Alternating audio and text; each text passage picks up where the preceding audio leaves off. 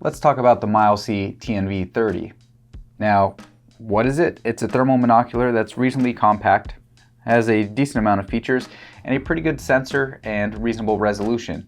But more importantly, what I want to really discuss is that this unit and units like this really kind of represent where the thermal imaging game is going. And that is that it is becoming increasingly affordable while also giving you better and better performance. So I do want to caveat that this, at the time of filming this video, which it may change, I will have a link in the description of where you can get one of these for yourself.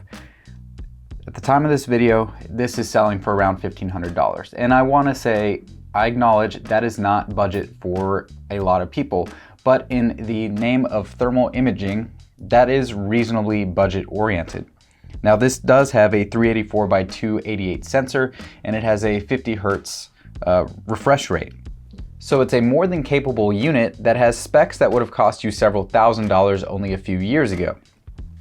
And like I said, it is reasonably compact, coming in at 344 grams. It has a 15-hour internal battery, pretty intuitive controls. You have the power, you can take photos with this unit, you can change your different picture modes, and you can zoom in. So there's 4 simple controls. It does not record video, which is the one thing that I think kind of separates this from being a perfect unit at that price range, as well as, of course, it could be slightly more compact, but the size has never really bothered me while using it. While we are on the topic of features, pretty simple. You have a front objective focusing ring. You can also adjust the rear. It'll adjust the screen to your eye so you can make sure it works with your eyesight. You do have a HDMI out, which we'll talk about more. It's kind of interesting that it is HDMI compatible. It has that mid-size HDMI. It has a USB Type-C as well that can be used to charge that internal battery, and you'll notice that it has a micro SD card slot as well. So you can save the photos that you take from inside the unit to that SD card. Very easy to get them off via the SD card. I was also successful in just directly plugging in the USB Type-C into my computer and offloading them that way. So it is, again, flexible. A lot of reasonable features at the price range that it's coming in.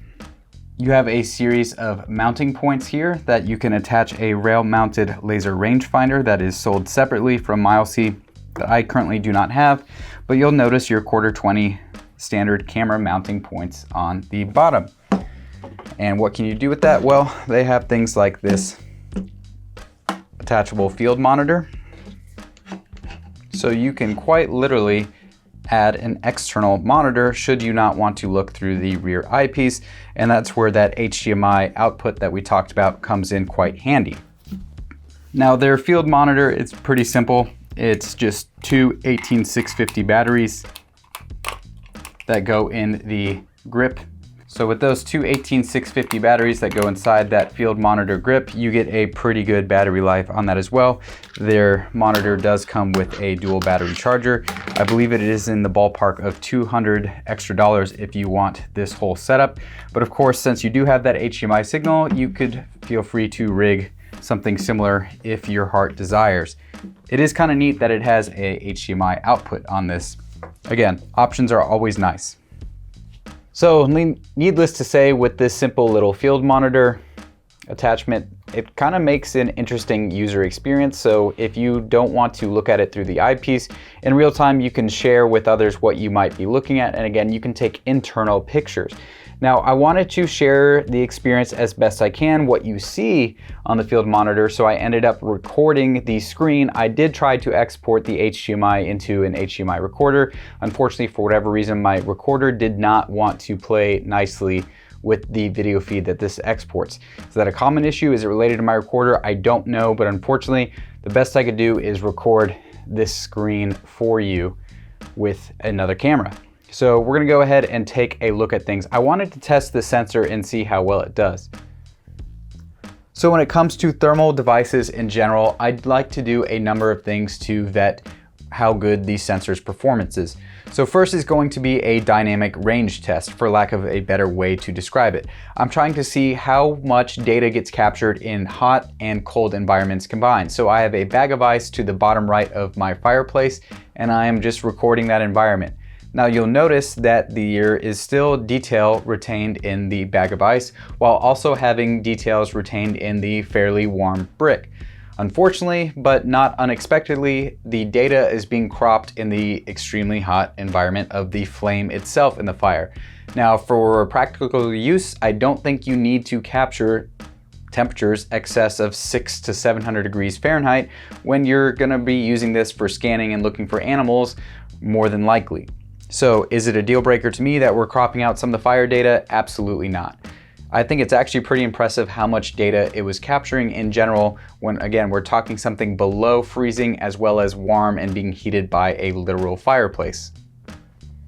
The other test I like to do is just see how sensitive the sensor is. So I had my wife step onto a wood porch very briefly, and she was wearing socks, which are an insulator in themselves, but wood is not a great conductor either. With a quick moment of contact, this sensor was able to pick up that rapid and brief change or increase in temperature. So the sensor was also reasonably responsive for quick and minor changes in temp.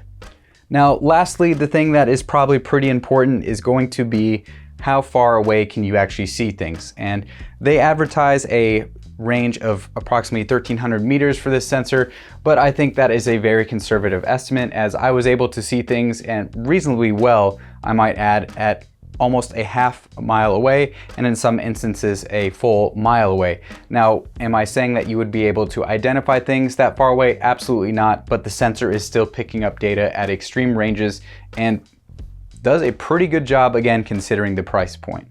So all in all, the sensor inside the TNV30 really did check the boxes, especially at the price point. It seems to be punching in a weight class much above what you are paying, which is always appreciated.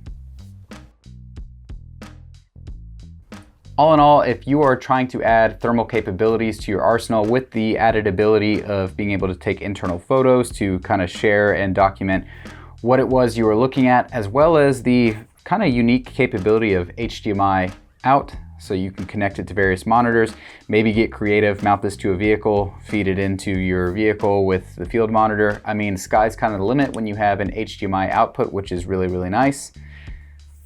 Not a bad unit.